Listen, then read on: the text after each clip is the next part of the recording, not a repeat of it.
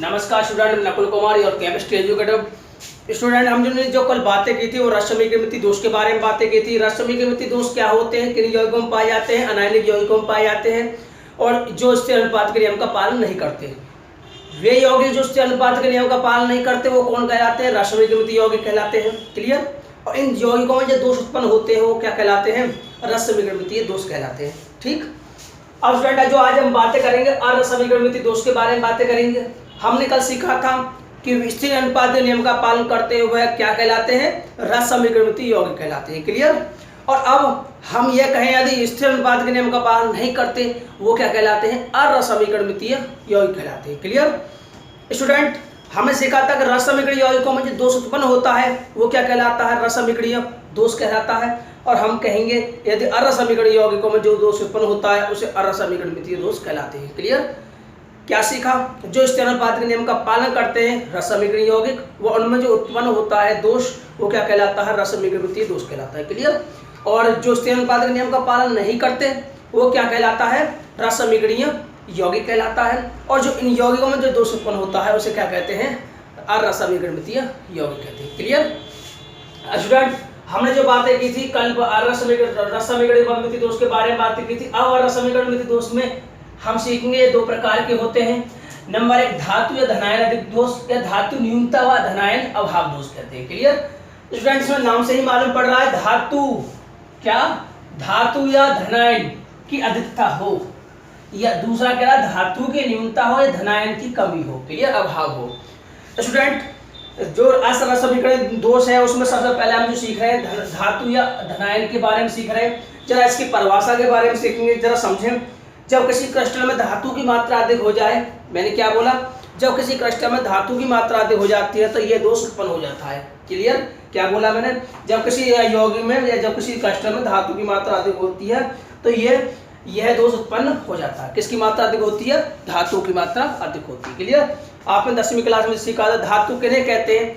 वे तत्व जो इलेक्ट्रॉन दान कर सकती हैं, इलेक्ट्रॉन की अधिकता हो, इलेक्ट्रॉन दान कर सकती है, उसे क्या कहते हैं? धातु कहते हैं। क्लियर। आपने सीखा था इलेक्ट्रॉन दान कर सकने वाली उन्हें क्या कहते हैं? धातु कहते हैं 10वीं क्लास में। ठीक है।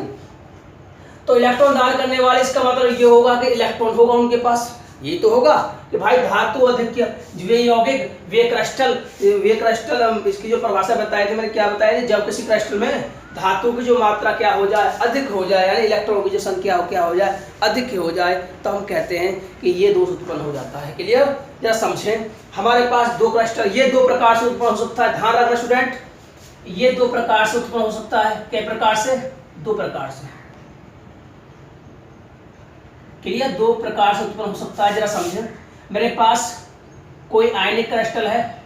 कैसा क्रिस्टल है? आयनिक। और हमने कल जो लिया था वो कैसा क्रिस्टल लिया था? अनायनिक। क्यों लिया था? क्योंकि वो रस समीकरण दोष की बात कर रहे थे।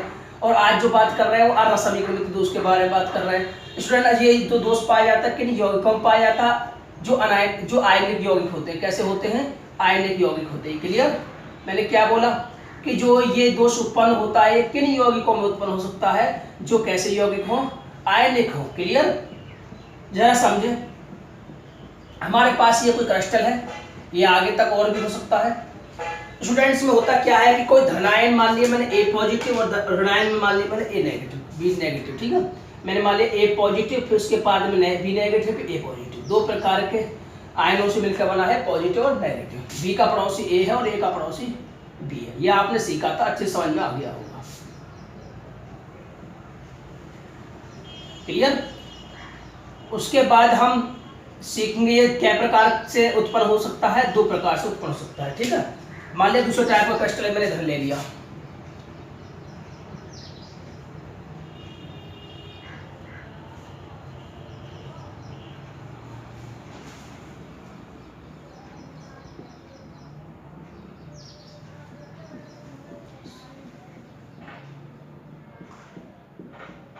ये आपस में फोर्स से जुड़े हुए हैं, बंधन बलों से।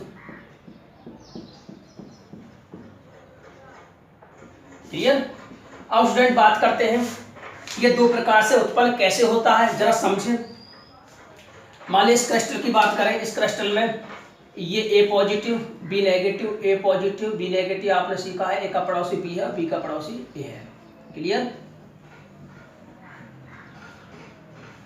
बी नेगेटिव, ठीक, ए पॉजिटिव बी नेगेटिव, बी ए पॉजिटिव बी नेगेटिव ए पॉजिटिव। स्टूडेंट हमने दो क्रिस्टल की बात करी है, दो प्रकार से उत्पन्न हो सकता है ये दोष। कौन सा दोष? धातु या धनायन जो अधिक दोष है, धातुओं या धनायन अधिक दोष कै प्रकार से उत्पन्न हो सकता है? दो प्रकार से उत्पन्न हो सकता है। जरा समझे, जब किसी क्रिस्टल में जो एक धनायन होता है, स्टूडेंट मैंने क्या बोला, जब किसी क्रिस्टल में एक धनायन जो होता है, जब किसी क्रिस्टल में कोई धनायन होता है वो क्या कर जाए? प्रवेश कर जाए। क्या कर जाए? प्रवेश कर जाए। इसके अंतराकाशीय क्षेत्र में क्या हो जाए? ध्यान रखना, मैंने दो प्रकार से बता रहा हूं कि ये दो प्रकार से उत्पन्न हो सकता है।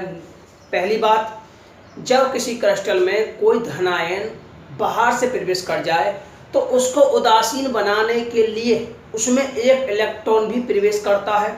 जरा समझे कि मान लिया कोई धनायन बाहर से प्रवेश कर गया, मान लिया यहाँ प्रवेश कर गया, ये कहीं भी प्रवेश कर सकता है। ये क्या हो गया? बाहर से प्रवेश। कहाँ से हो गया ये प्रवेश? बाहर से प्रवेश। क्लियर? पहले ये क्रिस्टल था, इसमें कोई दोष नहीं है, आप समझ रहे होंगे। ऐसे यदि इसमें धनायन आ जाता है, बाहर से यदि कोई धनायन प्रवेश कर जाता है तो इस क्रिस्टल में अब जो धनायनों की संख्या कैसी हो गई? एक ज्यादा हो गई।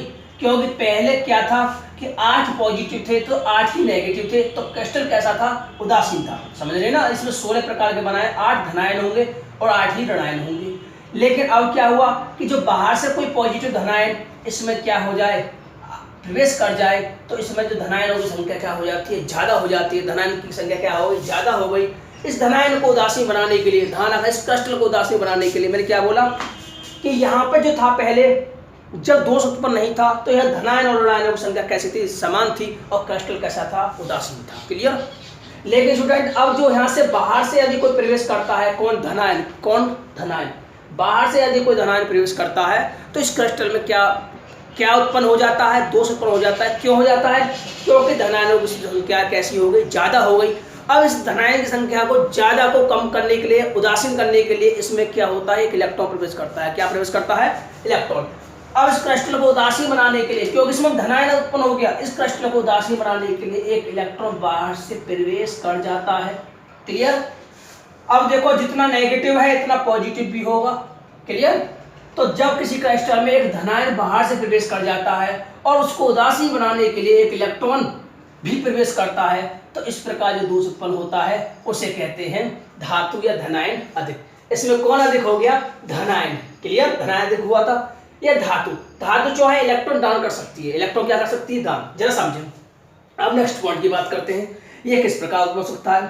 जरा समझे, जब किसी क्रिस्टल में से, ध्यान रखना, मैंने बताया था धनायन प्रवेश कर जाए, एक इलेक्ट्रॉन उदासीन बनाने के लिए प्रवेश करता है, तो ये दोष हो सकता है। दूसरी कंडीशन क्या है कि जब कोई ऋणायन, मैंने क्या बोला? जब कोई ऋणायन अपना स्थान छोड़ जाए। क्या छोड़ जाए? अपना स्थान छोड़ जाए। क्लियर? क्या कर दिया? अपना स्थान छोड़ दिया। स्टूडेंट ध्यान रखना, अब जब कोई ऋणायन अपना स्थान छोड़ता है, वो जो स्थान होगा उसे कहते हैं रंग केंद्र। क्या कहते हैं? रंग केंद्र। क्लियर? इसे कहते हैं रंग केंद्र। इसे बोलते हैं एफ केंद्र भी बोलते हैं। क्या बोलते हैं इसे? एफ केंद्र भी बोलते हैं। क्लियर? मैंने क्या बोला? इसे क्या कहते हैं? एफ केंद्र भी कहते हैं। इसे क्या कहते हैं? एफ कहते हैं। एफ जो मतलब है यहाँ पे, एफ का जो मीन है वो स्टूडेंट क्या है कि इसका जो एफ का मतलब है फ्रैंक। कैसा हो? फ्रैंक। इसे बोलते हैं रंग केंद्र, इसे एफ केंद्र भी कहते हैं, यानी फ्रैंक सेंटर। ये हर किसी के साथ फ्रैंक हो जाएगा। ठीक है? अब स्टूडेंट हम बातें करते हैं, जब इसमें से ऋणायन निकल जाता है तो क्रिस्टल को उदासीन बनाने के लिए इस रंग केंद्र में, ध्यान रखकर, रंग केंद्र किसे कहते हैं? जब कोई ऋणायन अपना स्थान छोड़ जाता है क्रिस्टल में से, तो वहां एक रिक्ति उत्पन्न होती है, उस रिक्ति को ही क्या कहते हैं? रंग केंद्र। क्योंकि इस रिक्ति के कारण, इस रिक्ति में इलेक्ट्रॉन प्रवेश कर जाने के कारण, इसमें कुछ इलेक्ट्रॉन प्रवेश कर जाने के कारण क्रिस्टल का रंग बदल जाता है, या रंगीन हो जाता है, रंगहीन हो जाता है, रंगीन हो जाता है। क्लियर? क्या समझे स्टूडेंट? जब कोई ऋणायन अपना स्थान छोड़ जाता है तो उसमें किसकी अधिकता हो गई? किसकी अधिकता हो गई? धातु ए पॉजिटिव की। जब ए पॉजिटिव बाहर से प्रवेश करता है तब भी किसकी अधिकता थी? धनायन की। जब बी नेगेटिव स्थान छोड़कर चला गया तब भी किसकी अधिकता हुई? धनायन की। तो अब स्टूडेंट इसे उदासीन बनाने के लिए इसमें कौन ज्यादा है?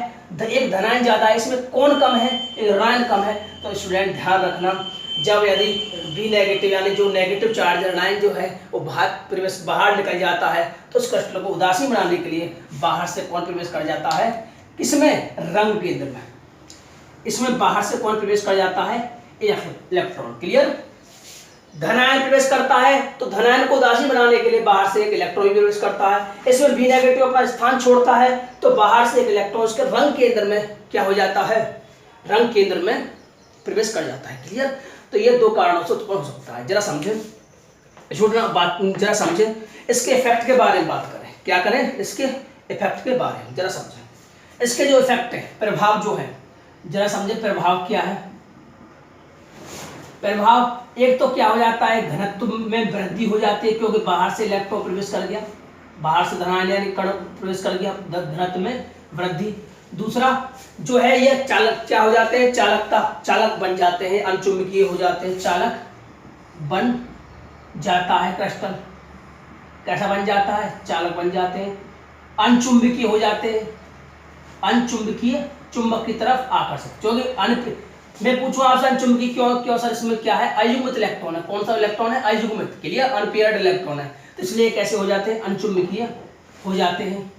जो कैसे इलेक्ट्रॉन हो गए इसमें, अयुग्मित। आपने 11वीं क्लास में सीखा था ना, अयुग्मित इलेक्ट्रॉन होते हैं तो अनचुंबकीय चुंबक की तरफ आकर्षित। उसके बाद ये अनचुंबकीय हो जाते हैं और कैसा हो जाता है, रंगहीन हो जाता है। कैसा हो जाता है क्रिस्टल, रंगहीन। कैसा क्रिस्टल हो जाता है, रंगहीन। या ये समझो तो कुछ में क्या हो जाता है, रंगहीन हो जाता है। इस दोष के कारण क्रिस्टल क्या हो जाता है, रंगीन हो जाता है। कुछ में क्या हो जाता है, रंगीन। जैसे आपसे कह दिया जाए कि जिंक ऑक्साइड को जिंक ऑक्साइड का जो रंग हो जाता है कैसा हो जाता है, इस दोष के कारण पीला हो जाता है। कैसा हो जाता है, पीला। ये छोटी छोटी बातें आपको याद रखनी होंगी क्योंकि इनसे संबंधित कुछ क्वेश्चन भी पूछे जा सकते हैं। जरा मैं बताऊंगा भी क्वेश्चन किस तरीका से पूछे जाते हैं। क्लियर।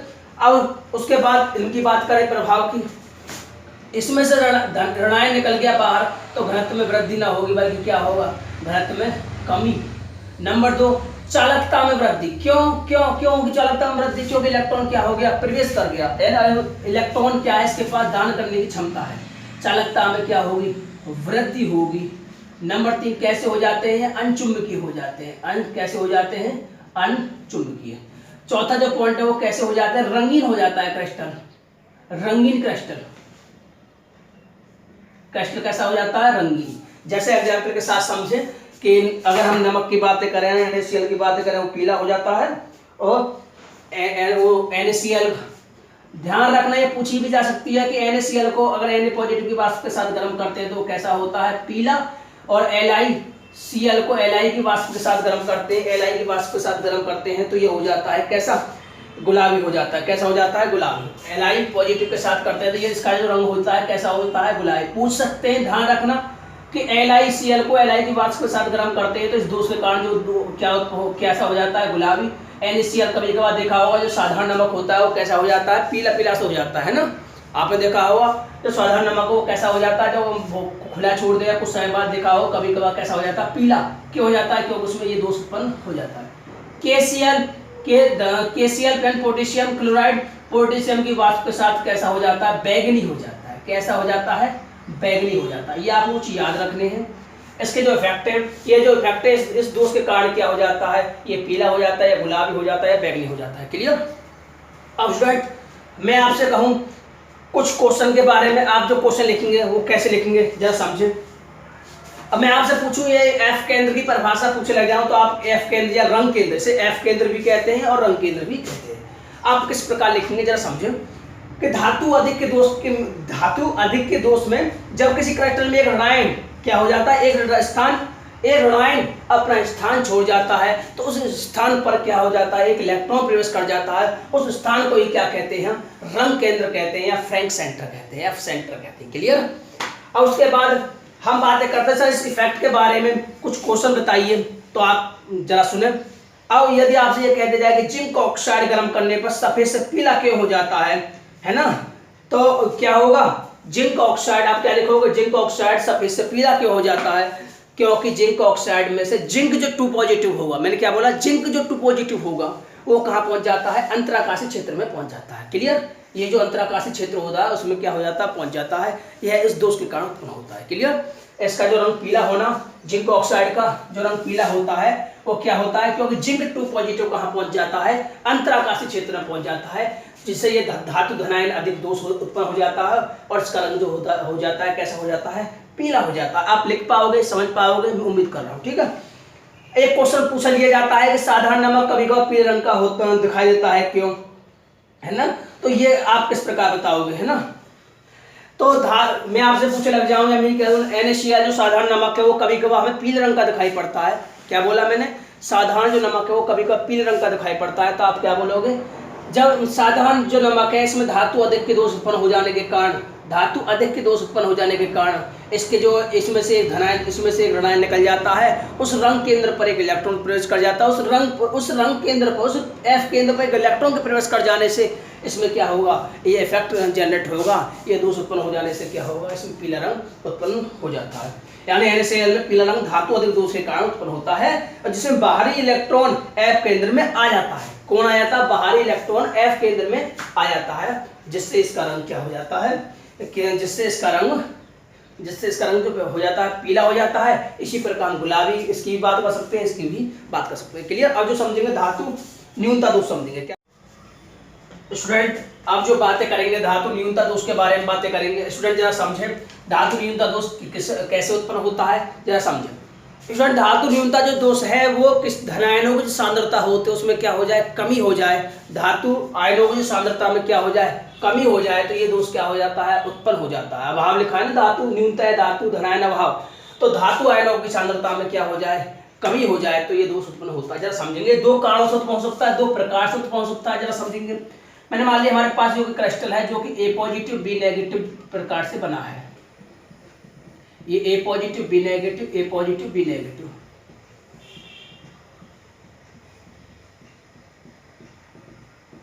क्लियर। ऐसी हमने मान लिया ये A positive B negative, A positive B negative, यानी A का पड़ोसी B और B का पड़ोसी A, यानी रेगुलर अरेंजमेंट है, इसमें कोई दोष उत्पन्न नहीं है। ध्यान रखना ये क्या है, रेगुलर अरेंजमेंट है, तो इसमें अभी क्या है, कोई दोष उत्पन्न नहीं है। ठीक है स्टूडेंट्स, जरा समझे, जब कोई मेरी बात पर ध्यान दें, क्योंकि अगर एक बार समझ में आ गया तो आप परिभाषा को अच्छे से समझ सकते हैं।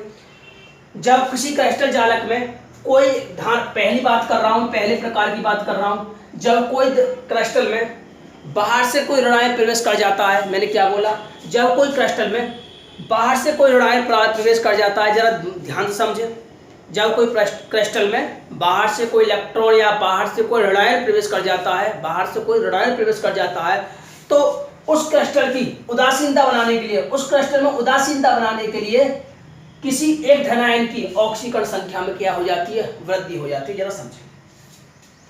अब स्टूडेंट मान लिया बाहर से मैंने इलेक्ट्रॉन की बात करी, बाहर से कौन प्रवेश कर गया, इलेक्ट्रॉन प्रवेश कर गया। क्या प्रवेश कर गया, इलेक्ट्रॉन प्रवेश कर गया। क्लियर, किस क्षेत्र में, अंतराकाशीय। ये किस में प्रवेश कर रहा है, बाहर से ऋणायन, बाहर से कौन प्रवेश कर रहा है, ऋणायन। जरा समझे स्टूडेंट, इसमें धनायन की संख्या और ऋणायन की संख्या में क्या हो जाती है, परिवर्तन हो जाता है। ऋणायन की संख्या बढ़ जाती है और धनायन की संख्या क्या हो जाती है, कमी हो जाती है।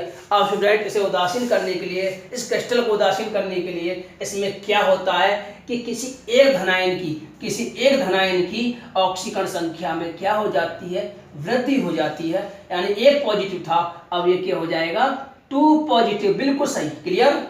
ये A पॉजिटिव था, अब इसकी ऑक्सीकरण संख्या में क्या हो जाती है, वृद्धि हो जाती है। क्यों हो जाती है, क्योंकि क्रिस्टलों को क्या करना होता है, उदासीन बनाना होता है। क्लियर।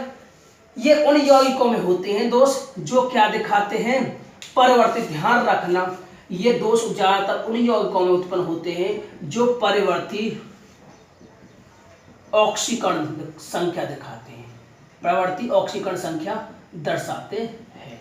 क्लियर। जैसे मैं बात करूं एग्जाम्पल लिखिए तो FeO फेरस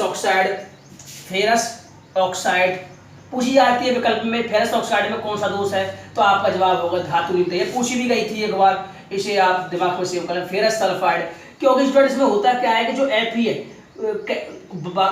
Fe बहुत जगह तो 2 पॉजिटिव दिखाएगा, लेकिन Fe की संयोजकता कितनी पढ़ी है आपने, ऑक्सीजन संख्या 2 प्रकार से पढ़ी है, तो 2 पॉजिटिव और 3 पॉजिटिव। तो ये 2 पॉजिटिव से क्या हो जाता है, 3 पॉजिटिव हो जाता है। क्लियर, समझ में आ रही बात? क्योंकि ये तो आपने 2 प्रकार से पढ़े, ये Fe2 पॉजिटिव भी दर्शाता है और Fe3 पॉजिटिव भी दर्शाता है। ये उन यौगिकों में होता है जिनमें क्या हो, परवर्ती ऑक्सीकरण संख्या हो। ध्यान रखना, परवर्ती ऑक्सीकरण संख्या हो। अगर विकल्प में पूछी जाए फेरस ऑक्साइड में कौन सा दोष पाया जाता है, आपका होगा धातु नहीं होता। क्लियर। उसके बाद और एग्जाम्पल की बात करें, ऐसे तो बहुत सारे एग्जाम्पल हो सकते हैं, आप स्टडी करोगे। NiO है, बहुत सारे, निकल ऑक्साइड है, एटसेट्रा है। ठीक है। अब क्योंकि ये परवर्ती ऑक्सीकरण संख्या दर्शाती है, इसमें मैंने बोला था बाहर से यदि कोई ऋणायन प्रवेश कर जाए, मैंने क्या बोला था, बाहर से ऋणायन प्रवेश कर जाता है तो उसको उदासीन बनाने के लिए उसमें से क्या हो जाता है, धनायन। क्या हो जाता है, धनायन की ऑक्सीकरण संख्या क्या हो जाती है, वृद्धि हो जाती है। क्लियर। मैंने क्या कहा था, इलेक्ट्रॉन प्रवेश कर जाए धनायन की संख्या में, क्या ऑक्सीकरण संख्या में क्या हो जाती है, किसी एक की, उसे उदासीन बनाने के लिए क्या हो जाता है, क्रिस्टल में ऑक्सीकरण संख्या में वृद्धि हो जाती है। ये दोष उत्पन्न होता है। ठीक है। अब बातें करते हैं दूसरे प्रकार से कैसे उत्पन्न होता है, जरा समझो। इसमें तो क्या था कि बाहर से कोई इलेक्ट्रॉन प्रवेश कर गया, किसी इलेक्ट्रॉन के प्रवेश कर जाने से क्रिस्टल को उदासीन बनाने के लिए हमने क्या किया, एक उसमें ऑक्सीकरण संख्या वृद्धि हो जाती है। इसमें होता क्या है कि कोई धनायन बाहर चला जाता है। क्या हो जाता है, कोई धनायन बाहर चला जाता है। धनायन के क्या हो गया, बाहर जाना, बाहर चले जाना। स्टूडेंट, इसमें क्या होता है कि धनायन बाहर चला जाता है, जिससे क्या हो जाता है, ऋणायनों की संख्या में वृद्धि होती है। मैंने क्या बोला, यदि कोई धनायन जब बाहर जाता है तो उसमें क्या हो जाता है कि ऋणायनों की संख्या में क्या होगी, बढ़ोतरी हो गई, और ऋणायन की जो संख्या क्या होगी, अधिक होगी, और धनायन की संख्या क्या होगी, कम होगी। तो इस धनायन की संख्या में कमी को दर्शाने के लिए, पूरा करने के लिए किसी एक धनायन की क्या हो जाती है, ऑक्सीकरण संख्या बढ़ जाती है। आप कहीं भी शो कर सकते हैं। ध्यान रखना, ये क्या है, धनायन बाहर चला गया, धनायन बाहर चले जाने से इसमें क्या हो गई, धनायन की कमी हो गई, और एक धनायन की कमी होने से इसे पूरा करने के लिए किसी एक धनायन की क्या हो गई, ऑक्सीकरण संख्या में वृद्धि हो गई, जिस कारण ये दोष उत्पन्न होता है। क्लियर। तो स्टूडेंट, इससे क्या होता है कि ये दोष उत्पन्न होता है, आपने सीखा था अभी। इसके कुछ इफेक्ट हैं, आपने पढ़ना, आपने समझना, मैं बता दे रहा हूँ। किस जब क्रिस्टल में ये धनायन की ऑक्सीकरण संख्या में वृद्धि हो जाती है तो उससे क्या होता है, किसका जो घनत्व है वो घट जाता है, और क्रिस्टल कैसा हो जाता है, विद्युत का सुचालक बन जाता है। क्लियर। यानी घनत्व क्या हो जाता है, घट जाता है, और क्या हो जाता है, विद्युत का सुचालक बन जाता है। अब स्टूडेंट, हम बातें करते हैं अशुद्धि दोष के बारे में। किसकी बातें करते हैं, अशुद्धि दोष के बारे में। जरा समझें स्टूडेंट, अशुद्धि जो दोष है उसमें होता क्या है कि किसी आयनिक ठोस की हम कुछ अशुद्धियां मिलाकर, कुछ प्रकार के पदार्थ मिलाकर उनकी जो विद्युत चालकता है उसमें पर्याप्त वृद्धि की जा सकती है। मैंने क्या बोला, जब किसी आयनिक यौगिक में अशुद्धि मिलाकर कुछ आयनिक यौगिकों की विद्युत चालकता क्या हो जाती है, बढ़ जाती है। तीसरा जो प्रकार आ जाता है वो कौन सा आ जाता है, अशुद्धि दोष। कौन सा, अशुद्धि दोष। तीसरा प्रकार है अशुद्धि दोष। स्टूडेंट, इसमें होता क्या है कि कुछ आयनिक ठोसों में हम पर्याप्त दूसरे प्रकार की अशुद्धि मिलाएं, दूसरे प्रकार की अशुद्धि मिलाएं हम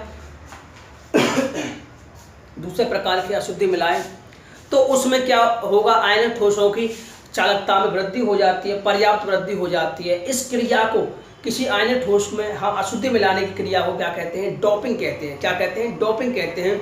और क्रिस्टल कैसा बन जाता है कि चालकता में क्या हो जाती है, वृद्धि हो जाती है। जैसे समझें, एग्जाम्पल की बात कर रहा हूँ, ये एग्जाम्पल समझ में आएगा। जैसे NaCl के क्रिस्टल में जब NaCl की थोड़ी मात्रा में SrCl2 मिलाकर इस मिश्रण को क्या करते हैं, गलाते हैं। मान लीजिए मेरे पास ये NaCl है, कोई क्रिस्टल है,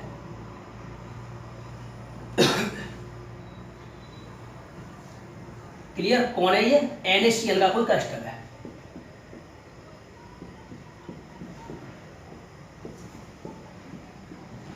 ये NaCl का कोई क्रिस्टल ले लिया मैंने, तो यहाँ पर एक जगह Na होगा। ध्यान रखना, Na पॉजिटिव Cl कितनी होती है वो आपने सीखा है, वो समन्वय संख्या तो पढ़ा दी है मैंने।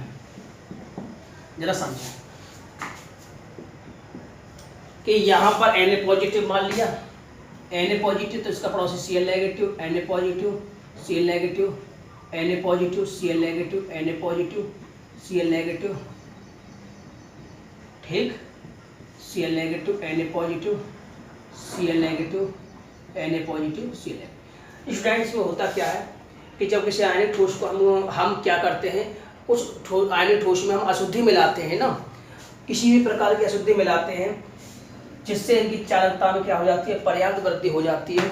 इस पर्याप्त वृद्धि हो जाने की जो क्रिया है, अशुद्धि मिलाने की क्रिया को हम डोपिंग कहते हैं। और पर्याप्त वृद्धि जो चालकता में वृद्धि हो जाती है और अशुद्धि मिल जाने की क्रिया, अशुद्धि का मिश्रण होने की क्रिया को क्या कहते हैं, ये अशुद्धि दोष कहते हैं। क्लियर, तो समझे। NaCl क्रिस्टल में यदि हम क्या मिला दिया जाए, किसके साथ गर्म कर दिया जाए, गलित कर दिया जाए, गला दिया जाए, किसके साथ गला दिया जाए, SrCl2 के साथ गला दिया जाए। क्लियर।